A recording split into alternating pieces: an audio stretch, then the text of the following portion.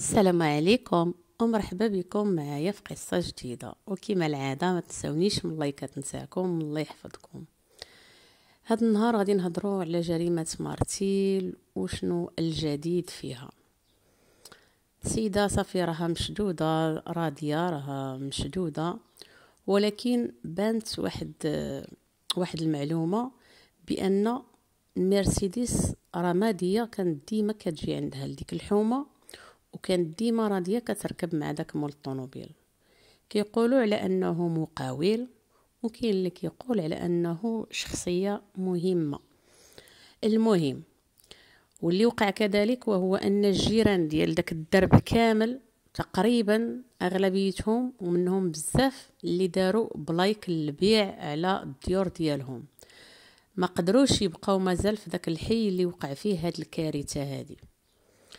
دونك هذاك مول الطوموبيل اللي كان كيجي عندها شكون هو. وكذلك كيقولوا بان الجريمه السبب ديالها ماشي انه كان حقا كيخونها ولا بغى يتزوج عليها ولا لا، العكس تماما. راضيه هي اللي كانت كتخون الراجل ديالها، واللي هو حصلها فشنو دارت، قالت نتغدى به قبل ما يتعشى بيا. اما كان غادي يقتلها ولا كان غادي يطلقها ولا كان غادي يدخلها للحبس، والله الله اعلم. المهم هي دارت هاد الحاله هادي باش ما يطبق عليها حتى شي حاجه، وغدراتو وتغدات به قبل ما يتعشى بها بالمساعده ديال خوها اللي وهماتو بان غادي تتنازل على حقها في الورث تعطيه له. مني ما عطاتوش راه مشى ديكلارا بها. منين داك ديكلارا بها قالت بان هو اللي ساعدها في القتل وفي الحفر وفي الجريمه كلها.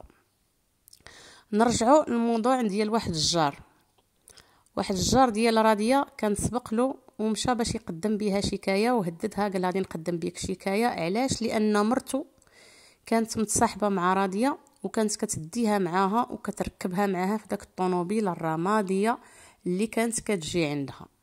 يعني هنا كنظن الموضوع راه واضح، يعني كاين الفساد، يعني هنايا كاين الفساد.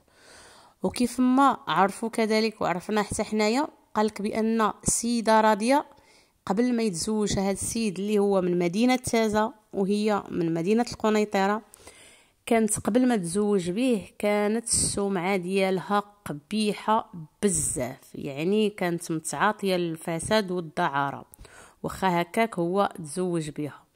وهنا بانت بان الاسباب اللي خلاتها ترتكب الجريمه وهي هي اللي كانت كتخون الراجل ديالها وحصلها. هنايا الجيران كلهم قالوا بان داك المرسيدس كانت كتجي عندها ديما وكانت كتركب مع داك مول الطوموبيل. دابا التحقيقات وجاري البحث وصدروا امر بالبحث على هذا مول المرسيدس شكون هو، راهم كيقلبوا عليه. الولد نتاعها شريف مازال مختفي. زعما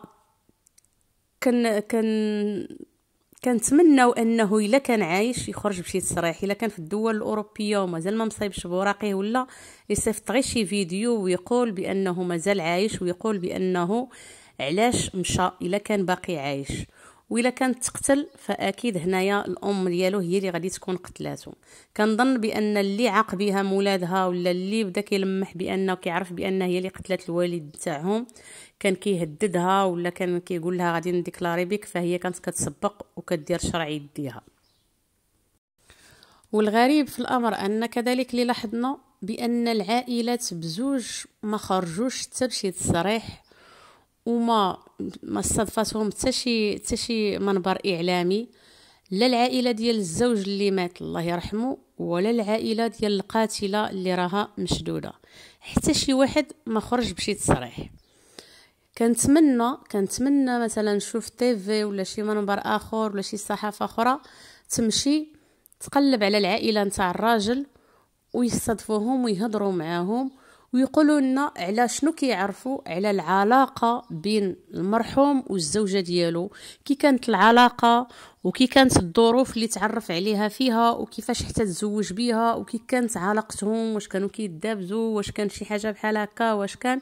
والغريب انه واخا وقع هادشي حتى واحد منهم مازال ما بانش.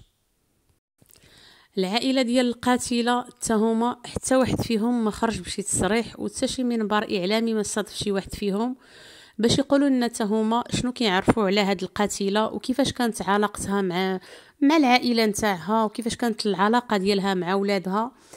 اللي عرفنا بان العلاقه ديالها مع ولدها الشريف اللي هو كان مجوج وطلق بان كانت العلاقه ديالهم متوتره، بانه كان دائما كيدابزو هو وياها.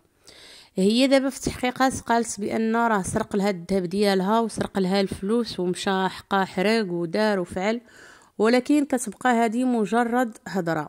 ما خفيه كان اعظم، العلم لله شنو راه واقع به. وانا كنقول اكيد لو كان عايش لو كان راه بان، يعني هاد الجريمه دارت ضجه غادي تكون وصلت بزاف ديال البلاد، يعني ماشي غير هنا في المغرب. كنظن بان غادي يكون سمع كون كان عايش، كنظن وكنتمنى انه يكون مازال عايش. واللي هو الاخت ديالو حاليا حابسه راسها في الدار، هي والبنت اختها اللي ماتت حابسه راسها في الدار، ما قادره لا تخرج ولا تدخل. من طبيعه الحال ماها مجرمه قتلت باها، فما عندهاش الوجه مسكينه باش تخرج، فلذلك هي حاليا حابسه راسها في الدار، ويعلم الله بالحاله ديالها وتقدر دير شي حاله في راسها. الله يحفظها الله يحفظها يا ربي. فهنا كنقولوا لهاد خوها شريف الا كان باقي بالحياه راه خاصو يرجع باش يوقف مع اختو ويلم الشمل العائله اللي مازال الاسره ديالو. والتاثير ديال هاد الجريمه هذه على النفسيه نتاع الناس كاملين، فكاع الناس دابا اللي اختفى واللي الزوج اللي اختفى كلشي دابا الانظار كتجه للزوجات ديالهم وكيقولوا ياك ما ربما حتى هما راهم قتلوهم ودفنينهم في شي بلاصه. يعني كاع دابا اللي الزوج ديالها هارب عليها ولا مختفي عليها فراها عرضه لهذا الاتهام هذا، وهي براسها غتقول دابا كلشي غادي يشك فيا وغادي يقول يمكن حتى انا راني قتلت الراجل ديالي وراني دافنه في شي بلاصه. معلوم لان هذا الشيء كيخوف. كيفاش هاد السيده هذه راه حنا شفناها كيفاش مشات ديكلارات للبوليس بان راجلها ما كاينش، ومشات للمختفين كتبكي وتباكى راجلي مسكين راجلي مسكين، وهي راه هي اللي قتلاته ودايره هاد الحاله كامله. فمن الطبيعي ان كاع اللي اختفى دابا الزوج ديالها راها اصابع الاتهام غادي توجه ليها من طبيعه الحال، وكل شيء غادي يبدا كيشك فيها.